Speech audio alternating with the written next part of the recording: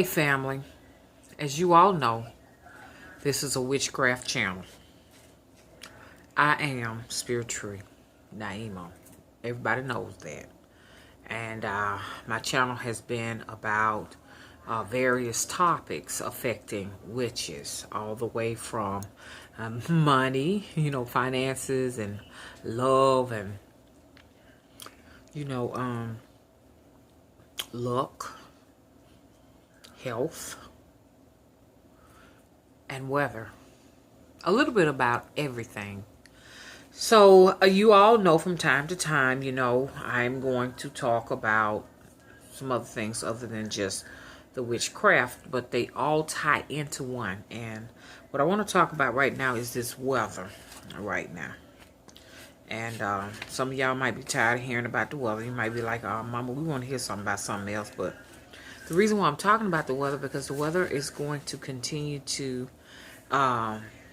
get to some of the highest extremes it has ever gotten into.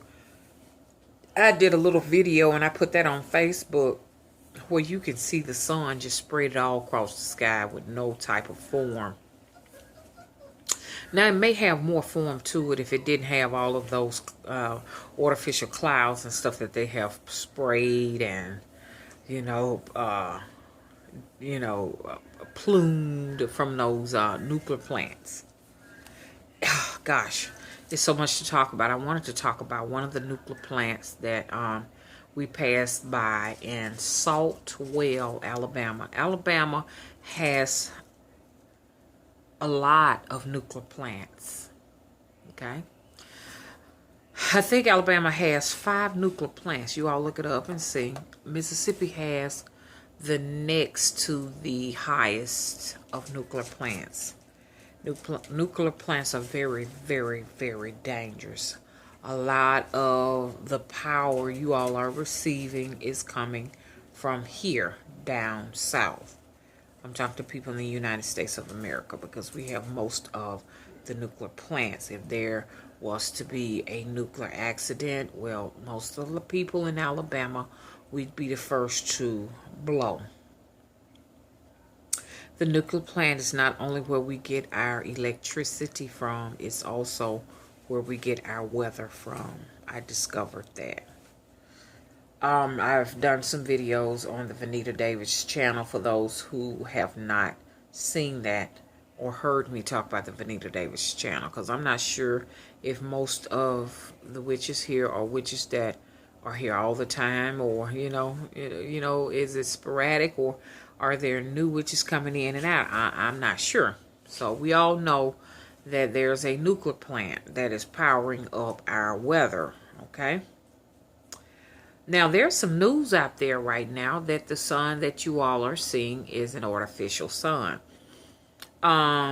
If you go and Google or look on YouTube, there are people who are actually reading out the patent number for this artificial sun. And I think they said 1967. Somewhere in the 60s was when they actually created the patent for the artificial sun. So there's no telling how long this weather anomaly situation has been going on. It's no telling. We may have never actually witnessed the original sun. Was it ever a original sun? Now, I talked to a lot of clairvoyants, and I talked to many seers that say, well, there's one seer that said this right here. I'm not going to say many, but I've talked to a lot of them about these changes that are going on here on the Earth planet and out in the universe and in the underworld. And it was very interesting to hear a fellow witch or sister witch say that the actual sun is actually black. So I was like, wow, that's something to think about. I know that long time ago, excuse me, I'm having a midnight snack. A lot of groups and singing groups and bands were very conscious and there was an awakening going on. And, you know, you listen to the lyrics of the music in the 60s and stuff, and it was really like some very informative messages that they were singing about.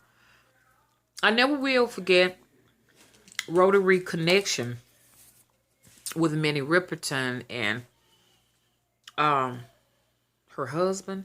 They got that group going, or they were in the group. I don't want to be wrong about that. And there was one song that really had me thinking about what the fellow witch said when they said, I am the black gold of the sun.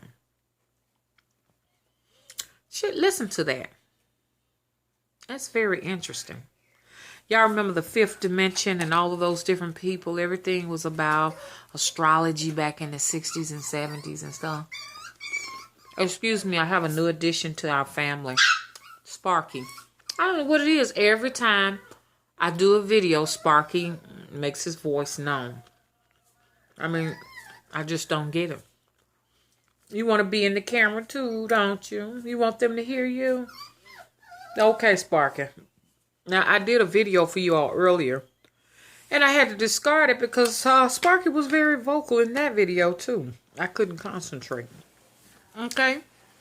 So, how many of these artificial suns are they continuing to produce for us? That sun is a little bit closer than 93 million miles away. I really think so.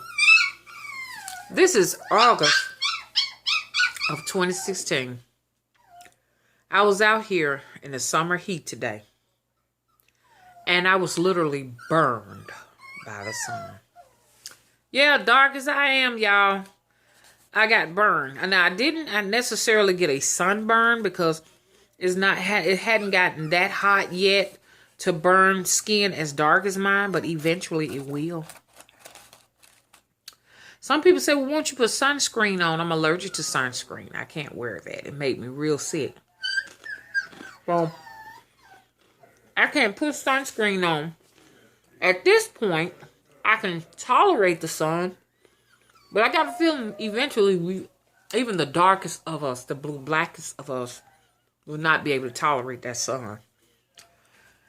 But it has turned me so black. I've never been this dark-skinned in my life. I have no problem with it because I know that it's a protective mechanism for all of us, no matter what shade you are, to tan. That's a natural reaction. The skin to darken itself up to protect itself from the UV radioactive waves, because that's all I can say that it is. But I was literally burned. When I say burn, I'm not talking about, like a sunburn. I'm just saying having my arm in the sun today. This is August of 2016. I felt radioactive waves on my skin. It felt like somebody had a hot blow dryer on my skin as close as they could put it on there. Here in the southern hemisphere. Did y'all hear me? Something is changing. Okay? And it's not a public announcement to prepare anyone for anything at this point. I know the elitists, the globalists have a wonderful place that they will retreat to underground. And we won't be invited, y'all. I say all of this to say this, that witches, we have to learn how to take good care of our own selves. And the only thing we have is our supernatural powers and our relationships with the deities. That's what we have. And the spirits. It's time to use your supernatural powers to make a change within the atmosphere, stratosphere, the sphere, which is in question right now. because there is a lot of outcry going on right now that the earth is not necessarily a sphere now. It's a disc. I've been sending you all videos on that, so y'all can check that out too. You know, I can't say that they've lied to us, but there's some evidence that I've been looking at people debunking the earth being a sphere, and it looks very impressive. Okay. The sun is not the sun we had 30, 40 years ago. That's not the same sun. Okay. Once again, I tell people we are traveling within our universe, not within our solar system, not within our galaxy, but within our universe. We are moving. What's so interesting, and I want y'all to check it out. Now there's news out right now where NASA says, guess what we found out? We were not necessarily born in the Milky Way. We were born in Sagittarius. Y'all look that up. Sagittarius is the particular galaxy that they claim that our solar system was born in. So guess what? That's proof that we are traveling in the universe and we're not in one place, standing still. Because like I said, to be in one place and not to move within the universe, you understand, is to say that there is no evolution, no change. Okay? We are constantly evolving, all of us, everything on the planet. And in order for that to occur, we must be moving. You understand? Out there in that great, vast void. Honestly, that's what it is. When we travel within this humongous, infinite space of darkness, we encounter other souls, solar lights, soul beings. And the soul beings that we would have encountered 1,000 years ago, we have left them behind and we're going forward. So now you can expect that the spirits of these children that will be born will be totally, totally much more intelligent than we, because of the spirits we are encountering on our travel within this infinite space once again of darkness.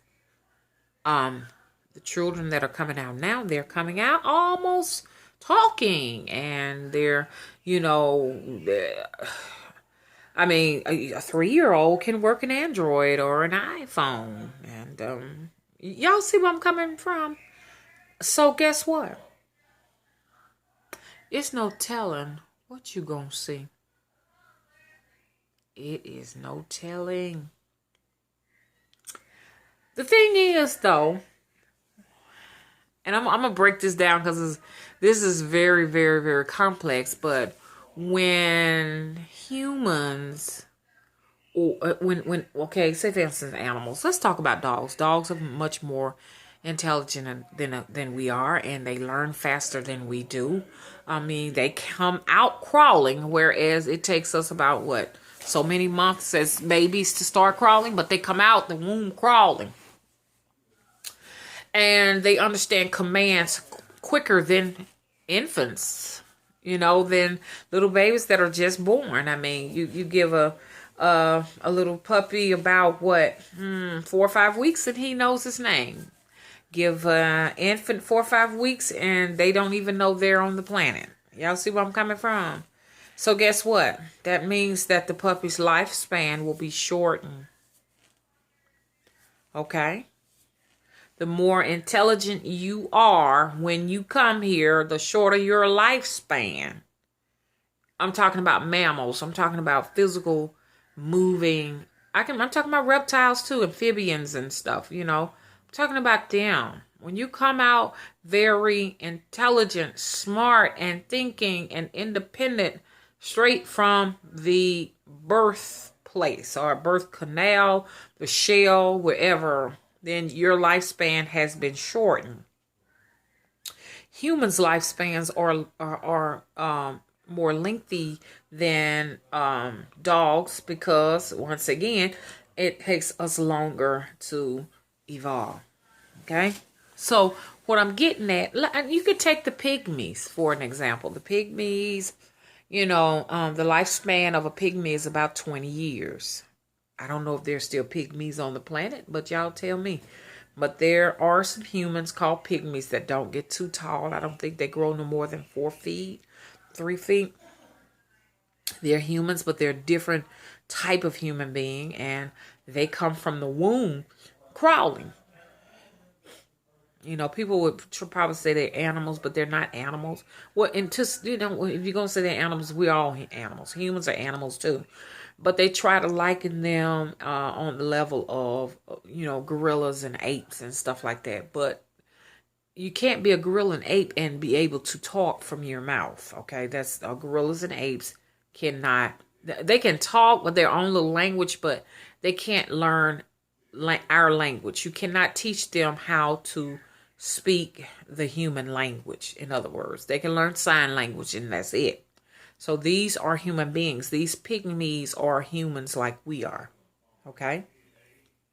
They live to be about 20 years old. But if there's some videos on YouTube that you can watch, they're very intelligent. As soon as they come from the womb, these babies are just about talking. Okay?